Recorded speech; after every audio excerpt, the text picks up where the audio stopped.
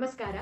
ಹಿಂದೂ ಕಾನೂನಿನ ಅಡಿಯಲ್ಲಿ ಮೊದಲನೆಯ ಮತ್ತು ಎರಡನೆಯ ಪತ್ನಿಯ ನಡುವಿನ ಆಸ್ತಿ ಹಕ್ಕುಗಳ ಹಂಚಿಕೆಯನ್ನು ಇಂದು ನಾವು ಶಾಸನಬದ್ಧ ಚೌಕಟ್ಟಿನಲ್ಲಿ ವಿಶ್ಲೇಷಿಸೋಣ.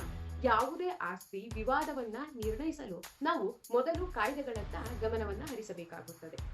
ಹಿಂದೂ ವಿವಾಹ ಕಾಯ್ದೆ 1955ರ ಸೆಕ್ಷನ್ 5I ಪ್ರಕಾರ ಮದುವೆಯಾಗುವ ಯಾವುದೇ ವ್ಯಕ್ತಿಗೆ ಮದುವೆಯ ಸಮಯದಲ್ಲಿ ಜೀವಂತವಿರುವ ಪತಿ ಅಥವಾ ಪತ್ನಿ ಇರಬಾರದು.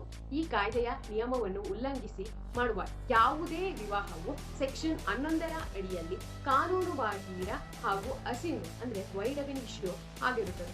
ಮತ್ತೊಂದೆಡೆ ಆಸ್ತಿಯ ಹಂಚಿಕೆಯನ್ನು ಹಿಂದೂ ಉತ್ತರಾಧಿಕಾರ ಕಾಯ್ದೆ 1956ರ ಸೆಕ್ಷನ್ 8 ವಿವರಿಸುತ್ತದೆ. ಇದರ ಅನ್ವಯ ಉಯಿಲು ರಚಿಸದೆ ಮರಣ ಹೊಂದಿದ ಹಿಂದೂ ಪುರುಷನ ಆಸ್ತಿಯು ನೇರವಾಗಿ ವರ್ಗ 1ರ ವಾರಸುದಾರರಿಗೆ ಅಂದ್ರೆ ಕ್ಲಾಸ್ 1 ಹೇರ್ಸ್ ಅಂದ್ರೆ ಆತನ ತಾಯಿ, ಕಾನೂನುಬದ್ಧ ವಿಧವೆ ಮತ್ತು ಮಕ್ಕಳಿಗೆ ಲಗತ್ತಾಗುತ್ತದೆ.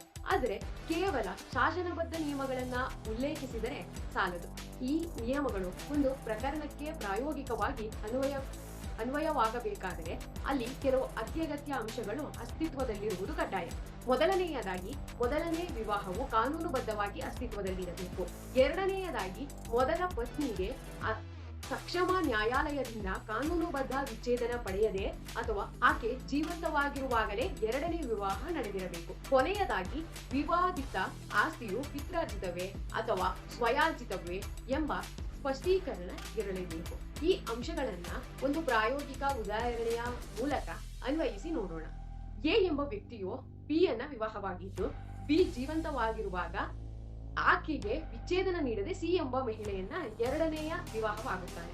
ತದನಂತರ ಎಯು ಉಯಿಲು ರಚಿಸದೆ ಮರಣ ಹೊಂದುತ್ತಾನೆ. ಇಲ್ಲಿ ಸಿಯ ಜೊತೆಗಿನ ವಿವಾಹವು ಸೆಕ್ಷನ್ 11ರ ಅಡಿಯಲ್ಲಿ ಸಂಪೂರ್ಣವಾಗಿ ಅಸಿಂಧು ಅಂದ್ರೆ ವೈಲ್ಡ್ ಮ್ಯಾರೇಜ್.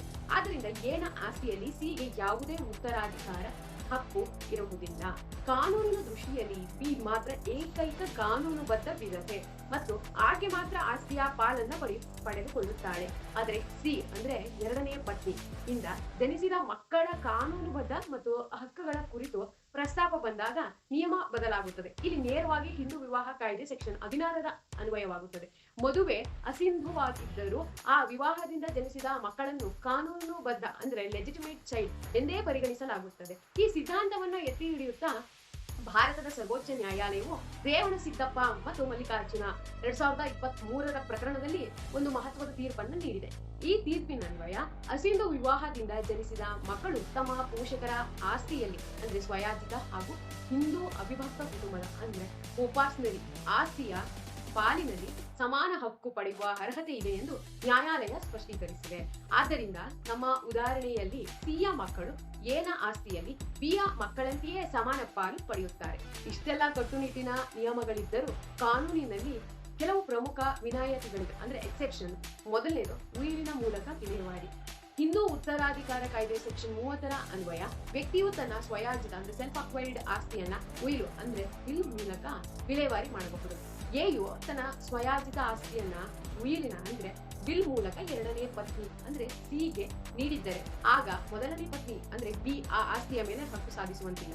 ಎರಡನೇ ವಿನಾಯಿತಿ ಅಂದ್ರೆ ವಿಚ್ಛೇದನದ ನಂತರ ವಿವಾಹ. ಒಂದು ವೇಳೆ ಎಯು ಬಿಗೆ ಸಕ್ಷಮ ನ್ಯಾಯಾಲಯದಿಂದ ಕಾನೂನುಬದ್ಧವಾಗಿ ವಿಚ್ಛೇದನ ಪಡೆದ ನಂತರವೇ ಸಿಯನ್ನು ವಿವಾಹವಾಗಿದ್ದರೆ ಆಗ ಸಿಯ ವಿವಾಹವು ಸಿಂಧು ಅಂದ್ರೆ ವ್ಯಾಲಿಡ್ ಆಗುತ್ತದೆ ಹಾಗೂ ಆಕೆ ಏಕೈಕ ವಾರಸುದಾರ್ತಿ ಆಗ್ತಾರೆ. ಅಂತಿಮವಾಗಿ ಈ ಇಡೀ ಪ್ರಕ್ರಿಯೆಯನ್ನ ಕಾನೂನಾತ್ಮಕ ಸಂಪರ್ಕ ಅಂದ್ರೆ ಲೀಗಲ್ ಕನೆಕ್ಟಿವಿಟಿ ಹೇಗೆ ಏರ್ಪಡುತ್ತದೆ ಎಂಬುದನ್ನು ನೋಡುವುದಾದ್ರೆ ವ್ಯಕ್ತಿಯ ವೈವಾಹಿಕ ಸ್ಥಾನಮಾನವನ್ನ ಹಿಂದೂ ವಿವಾಹ ಕಾಯ್ದೆ 1955 ನಿರ್ಧರಿಸುತ್ತದೆ.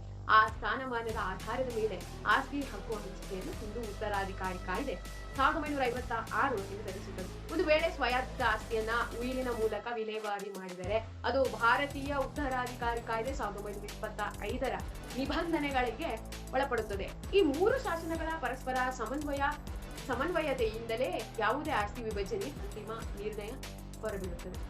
Thank you.